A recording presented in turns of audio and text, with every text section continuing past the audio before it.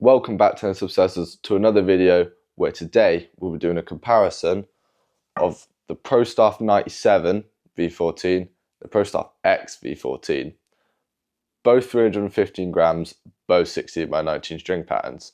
We're going to be purely seeing the difference that the head size makes to this racket. Without further ado, let's get straight into it. Starting off with the 97, the V14 range has the same aramid fibres that the previous version had, which gives the amazing feel, but has added comfort to make the racket easier on the arm. As we know, a 97 square inch head is never going to be easy to use, and this racket is no exception. Your stroke has to be dialed in and footwork on point, otherwise hitting a ball well is going to be very difficult.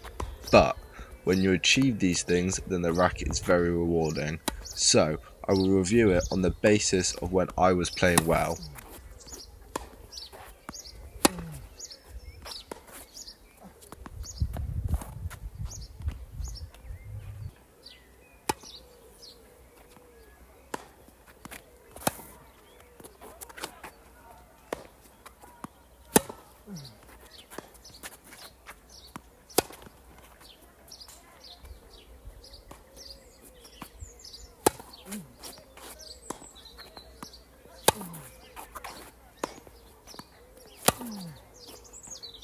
Starting off with power. The racket has decent power for its specs. It has a slightly larger sweet spot, has increased stability, giving the racket more power and forgiveness than the V13. I did find that I had to have very controlled strokes to be able to get the best power and consistency with the racket, otherwise it was not hitting that sweet spot. But when I got it right, the power was really surprising. There was not a lack of it in any way.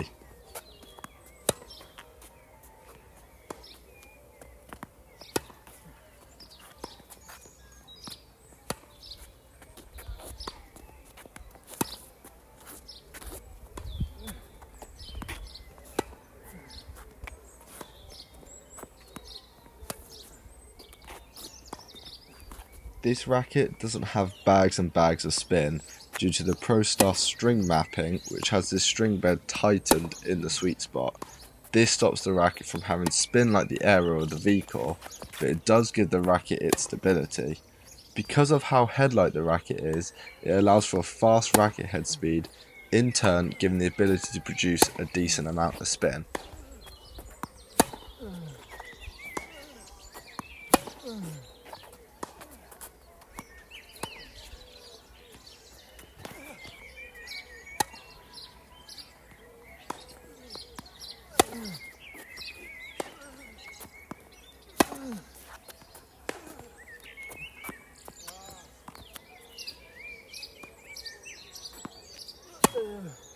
Now on to the main focus on the racket, the control.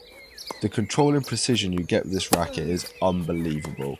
Wherever you aim, the ball will go there, provided you've hit it right. The racket has paradigm bending, which is where the carbon fibre around the frame has been optimised for the bending profile of the hoop and shaft. This gives it the great feel and precision along with its denser string bed. In turn, you point and shoot.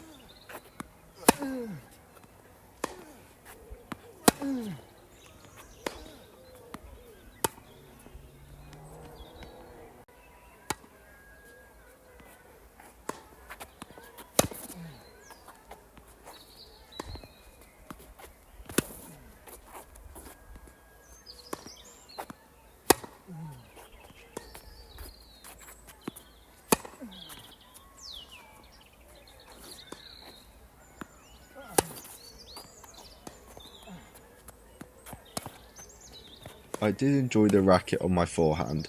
The precision allowed me to move my hitting partner from side to side with ease until I switched off for a second, then the shot was straight into the net, proving that you have to be on top of your game to be able to play good tennis with this. This made hitting my backhands consistently very difficult.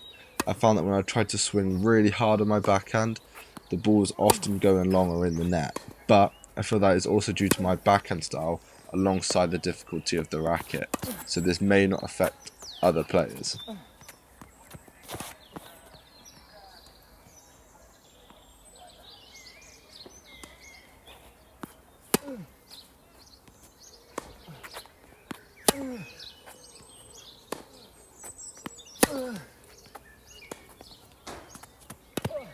I don't really have a lot to say for the volleys, apart from they were amazing, as you can imagine. The racket, all about control and feel, had great volleys. Shock.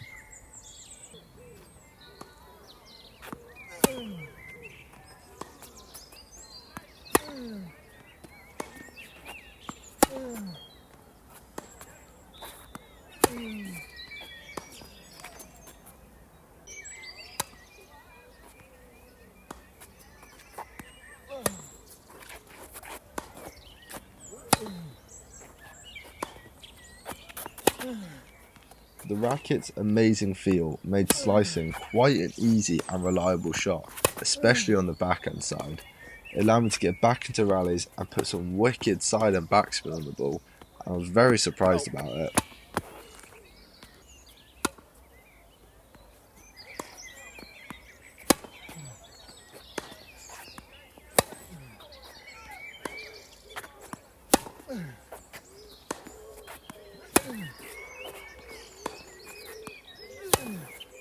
This rally shows that when you are playing decent, and I would like to say I was playing pretty well on the day, this racket is very easy to use. The moment it hits that sweet spot, I can just move the ball wherever I want, and it felt like I was rarely making a mistake.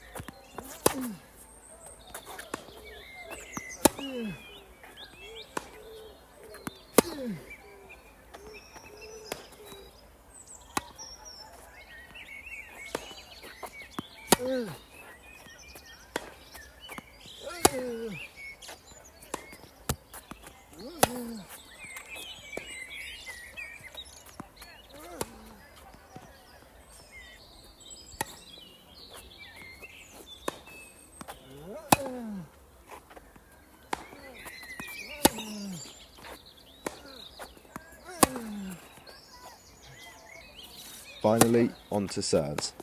With the racket being 315 grams unstrung, had a good amount of weight behind the serve, giving it good power, but this weight never felt like it was too much, as some rackets can feel too heavy. The direction on the serves is where the racket shines. Because of the feel and precision, I was able to serve wide body or tee a lot easier than with other rackets when I hit the sweet spot, of course.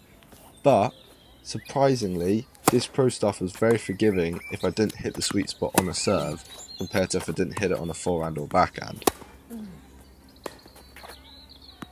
Let's let these final serves play out and then we'll move on to the X.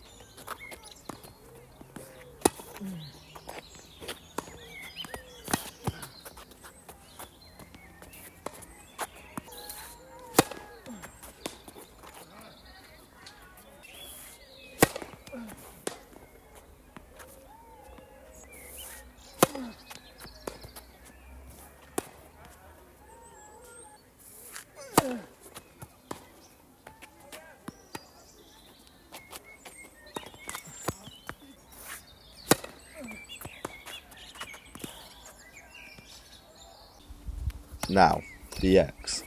As everyone knows, a 100 size head is going to be easier to use than a 97. More power, but less control. Let's find out if the control side of the pro staff will be able to counteract the less control and feel of a 100 size head.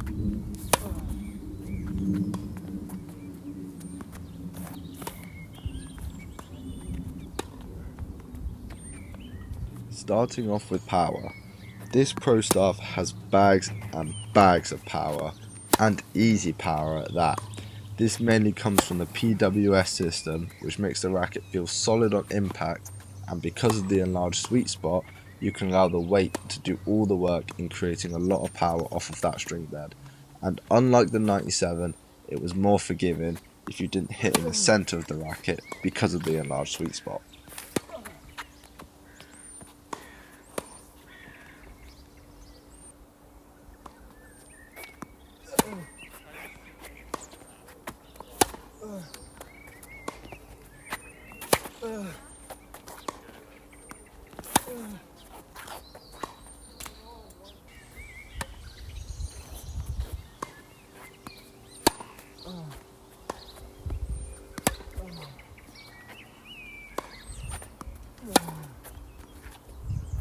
I did find that the X wasn't as good at generating spin as the 97 was.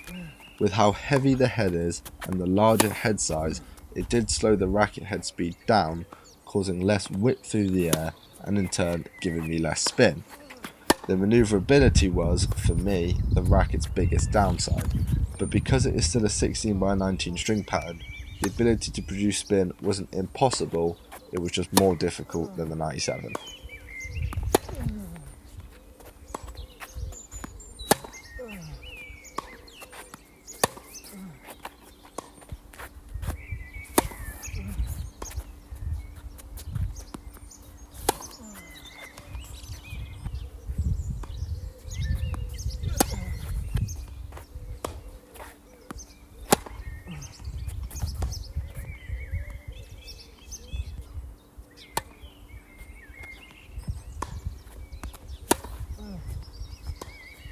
Now, for the control.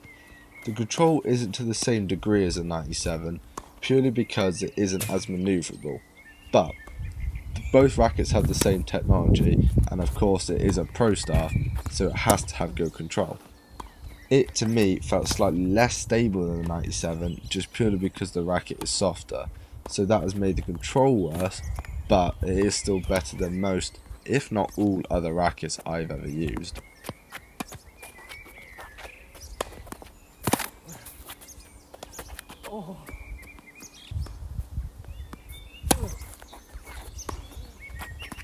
If you've made it this far into the video, I'd really appreciate a like and subscribe.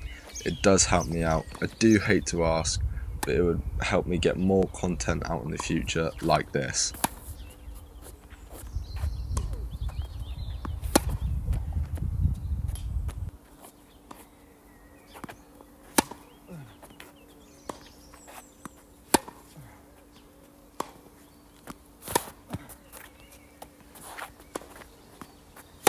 Looking at the forehand and backhand, I will say I did prefer it on the forehand to the 97.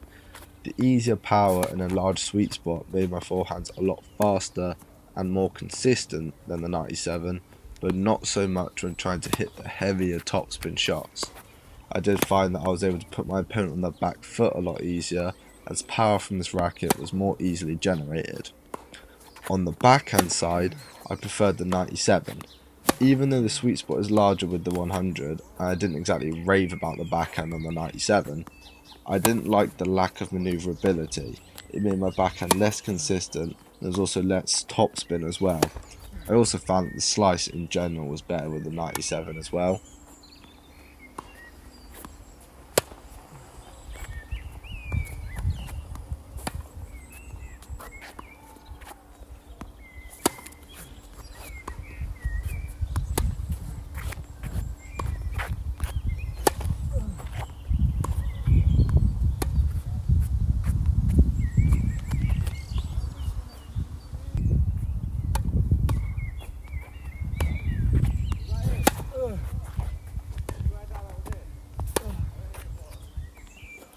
On the volleying side of things, it was very similar to the 97. Equally as easy to direct to control, but because it was slower through the air, it was a little more difficult to get the racket into position, but it was barely an issue. I'm just trying to nitpick here.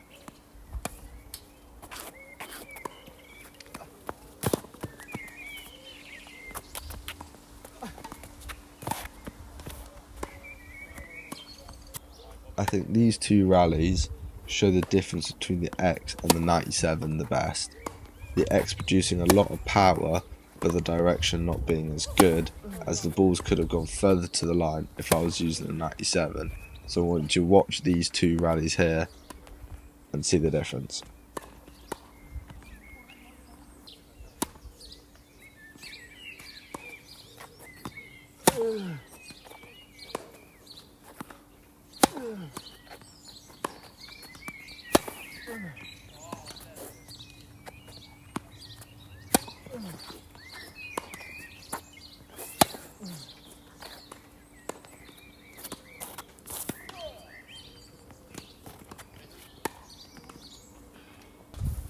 Onto the serves. They were a lot more powerful than they were with the 97 and more consistent as well. because of the enlarged sweet spot. But when it came to kick and slice serves, they were a lot more difficult to hit. But as we know, you can't have everything with a racket, and you do need to make some sacrifices, and this is just some of them.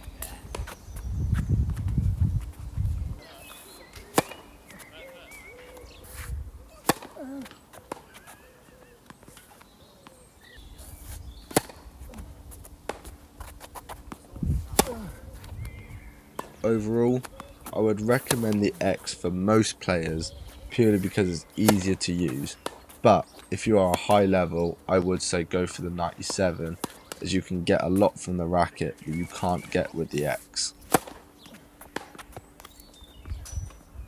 As always, thank you so much for watching the video. I'd really appreciate a like and subscribe as well. It does really help me out.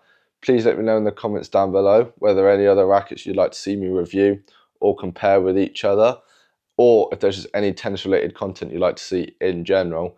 I would be more than happy to get onto that, and I will see you in the next video.